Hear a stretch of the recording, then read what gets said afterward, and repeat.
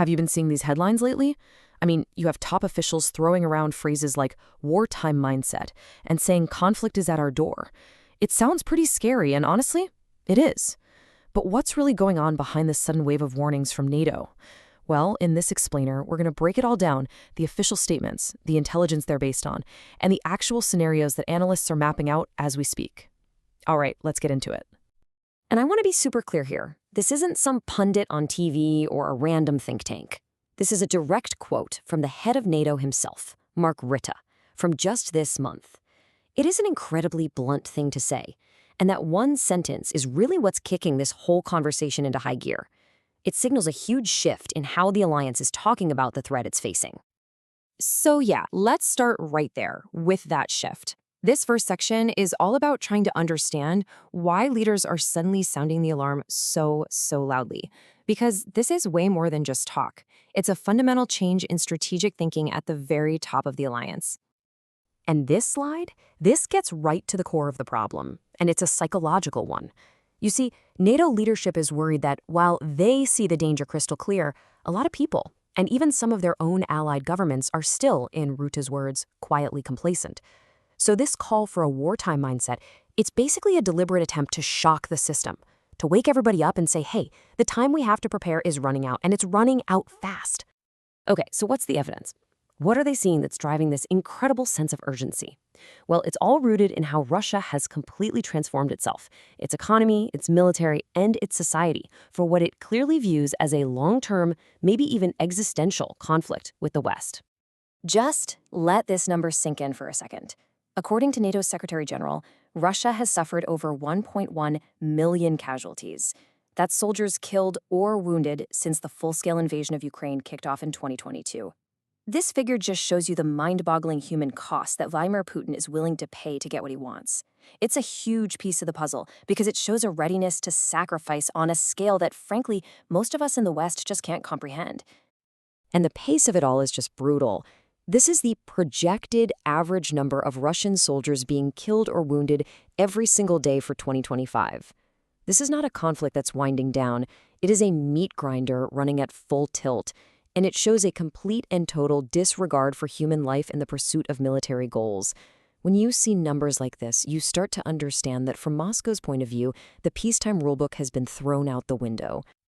And this number right here, this shows you how they're paying for it all. Nearly 40% of Russia's entire national budget is now going towards what NATO just calls aggression. The Russian economy has been put on a total war footing. As one source put it, its purpose isn't to make its people prosperous anymore. Its purpose is to wage war. So you put those three numbers together, the total cost, the daily pace, and the economic engine, and you get a picture of a nation that is fully mobilized for a long fight. Now, here's the crucial point. This isn't just about some future invasion. In a lot of ways, the conflict has already started. And that's where this concept of hybrid warfare comes in. It's a campaign that's fought in the shadows, you know? It's designed to destabilize, to undermine an enemy, without ever firing a single shot, in the traditional sense. And this isn't just some theory. NATO and security services across Europe are pointing to very real things that are happening right now. We're talking about sabotage on railways in Poland, massive cyber attacks, plots to cut critical undersea cables that we all rely on, and these constant, dangerous violations of NATO airspace. As one observer called it, this is the soft launch of a bigger conflict. They're testing defenses, creating chaos, and trying to weaken the alliance from the inside before a single tank ever crosses a border. Which brings us to the biggest unknown in this whole thing, the one variable that could change every single calculation, the United States. You know, whether or not that American security guarantee is reliable is now the central question, and it's creating a ton of anxiety, but also a new push for Europe to stand on its own 2 feet. And this quote from a Reddit discussion, I think it just perfectly captures the kind of raw anxiety that people are feeling online. There is a real, tangible fear out there that a political shift in America, maybe fueled by disinformation, could lead the U.S. to just abandon its allies. And if that happens, it would cripple NATO from the inside out. But then you hear the official line from NATO, and it sounds like a completely different reality. Secretary General Rutte points to official documents like the U.S. National Security Strategy as solid proof of an ironclad American commitment. This huge contrast really highlights the massive gap between what the public fears and what diplomats are saying. So let's just break this tension down. Over on the left, you have Article 5. That's the core promise of NATO, right? An attack on one is an attack on all. It's been the foundation for over 75 years. But on the right, you have this strategic fear of decoupling.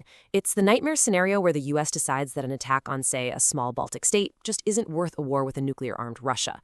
And if that happens, the whole thing just collapses. This is the exact test that everyone expects Russia to eventually try.